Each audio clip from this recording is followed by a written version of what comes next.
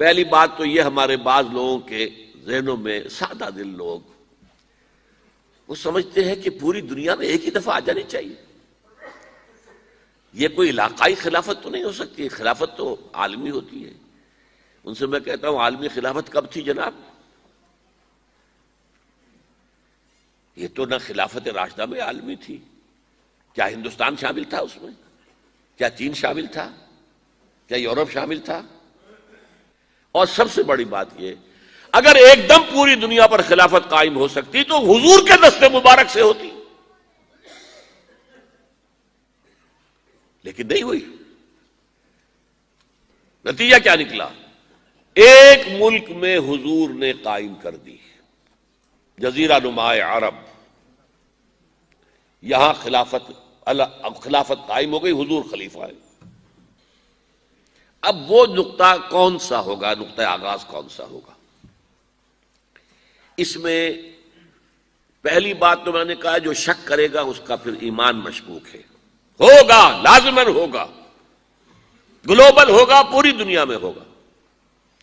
کہاں سے شروع ہوگا اس میں آپ اختلاف کر سکتے ہیں، لیکن مجھے تو دو حدیثیں تو ملی ہیں جن سے یہ اندازہ ہوتا ہے کہ یہ اس مشرقی خطے سے ہوگا، عرب کے مشرق کی جانب کسی ملک سے ہوگا، کسی خطے سے ہوگا. وہ حدیثیں بھی اب آپ پڑھ لیجئے پہلے. پھر میں کہہ رہا ہوں یہ خزانہ ہے جو ہم نے آپ کی خدمت میں پیش کیا ہے، کاش کہ آپ اس کی قدر کر سکیں. یہ حدیثیں آپ کو ازبر ہو جائیں، یاد ہو جائیں، لوح قلب پر نقش ہو جائیں. ہندوستان اور خراسان یعنی موجودہ افغانستان کا ذکر. ابن ماجہ کی روایت ہے عن عبداللہ ابن الحارث رضی اللہ تعالی عنہ قال رسول اللہ صلی اللہ علیہ وسلم یخرج ناس من المشرق یؤتئون للمہدی یعنی سلطانہ، یعنی سلطانہ، دونوں طرح سے پڑھ سکتے ہیں. حضرت عبداللہ ابن حارث فرماتے ہیں رضی اللہ تعالی عنہ کہ حضور نے ارشاد فرمایا مشرق کی طرف سے وہ فوجیں نکلیں گی، لوگ آئیں گے جو عرب میں مہدی کی حکومت قائم کریں گے. یہ مہدی کون ہوں گے اس کا ذکر میں ذرا بعد میں کروں گا، لیکن نوٹ کر لیجئے کہ مہدی سے پہلے لازماً کسی مشرقی علاقے کے اندر وہ نظام قائم ہو چکے گا، تب وہاں سے فوجیں آئیں گی نا. یہ مشرق کون سا ہے؟ عرب کے مشرق میں آپ چلیے ایران بھی آ جائے گا، افغانستان بھی ہے، پاکستان بھی ہے، اور اگر اسے اور توسیع دیں تو ہندوستان بھی ہے. یہ ہے عرب کا مشرق. اس سے فوجیں جائیں گی. اس کا کیا مطلب ہے کہ اس میں سے کسی جگہ پر نظام خلافت پہلے قائم ہو جائے گا تاکہ وہاں سے فوجیں جائیں گی جو جزیرہ نما عرب میں حضرت مہدی کی حکومت کو قائم کریں گی. اب دوسری حدیث سنیے. یہ سنن ابن ماجہ کی حدیث تھی جو میں نے آپ کو سنائی، آپ نے پڑھی.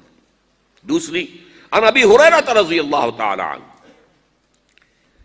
یہ ترمذی شریف کی روایت ہے. قال قال رسول اللہ صلی اللہ علیہ وسلم یخرج من خراسان رایات سود لا يردها شیء حتی تنصب بایلیا.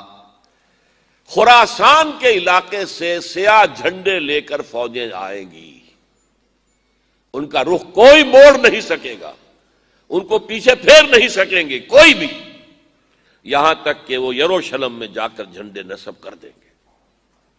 ایلیا حضور کے زمانے میں یروشلم کو کہتے تھے. یہ یروشلم تھا جب حضرت سلیمان کی حکومت تھی اور یہاں پر معبد سلیمانی، ہیکل سلیمانی قائم ہوا.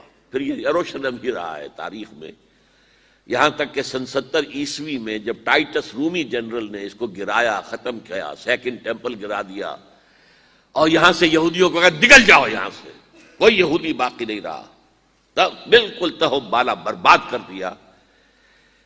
اس کے کوئی 150 سال بعد ہیڈریان، رومن ایمپرر ہیڈریان، اس نے پھر دوبارہ آباد کیا اس شہر کو.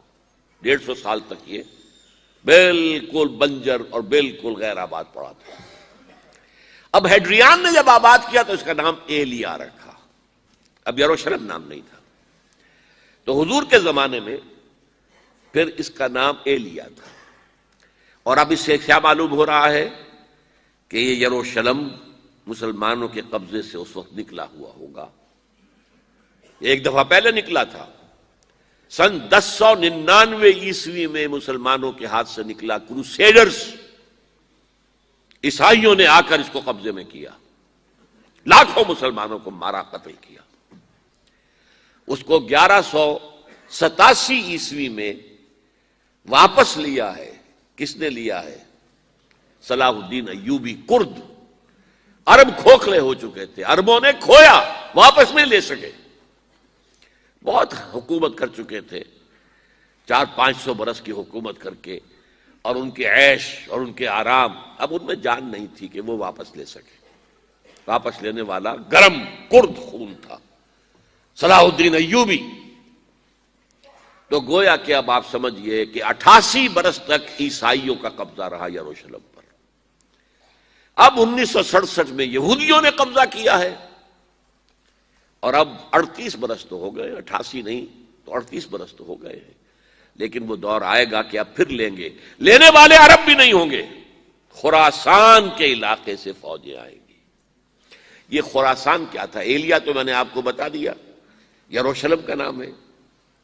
خراسان اس زمانے میں ایک بہت بڑے ملک کو کہتے تھے، کچھ حصہ پاکستان کا بھی اس میں شامل ہے، کچھ حصہ ایران کا بھی ہے۔ ایران کے اس حصے کو اب بھی خراسان کہتے ہیں، وہ ایک صوبہ ہے۔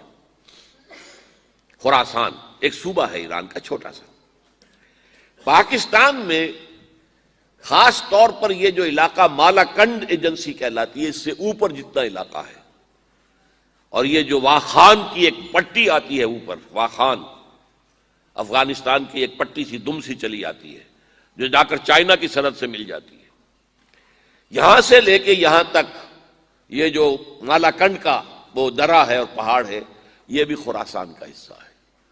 باقی تقریباً 2/3 آف افغانستان ساؤدرن حصہ نہیں ہے خراسان کا حصہ، یہ سیستان کہلاتا تھا، یہ خراسان نہیں ہے۔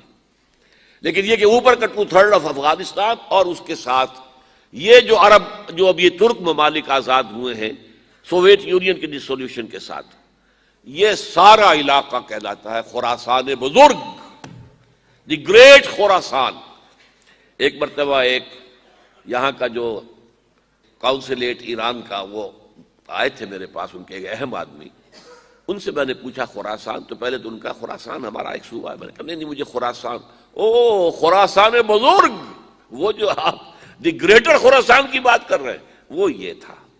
پھر میں نے اور ذریعوں سے بھی تحقیق کی، پہلے خیال تھا کہ پورا افغانستان اس میں شامل ہے، لیکن اب معلوم ہوا کہ نہیں، یہ جو جنوبی حصہ ہے یہ سیستان کہلاتا تھا، کچھ بلوچستان کا حصہ اس میں شامل تھا اور کچھ یہ جنوبی حصہ افغانستان کا۔ یہاں سے فوجیں جائیں گی، اور یہ فوجیں جا کر خراسان سے چل کر ایلیا پہنچیں گی، یروشلم پہنچیں گی، اور اپنے جھنڈے گاڑ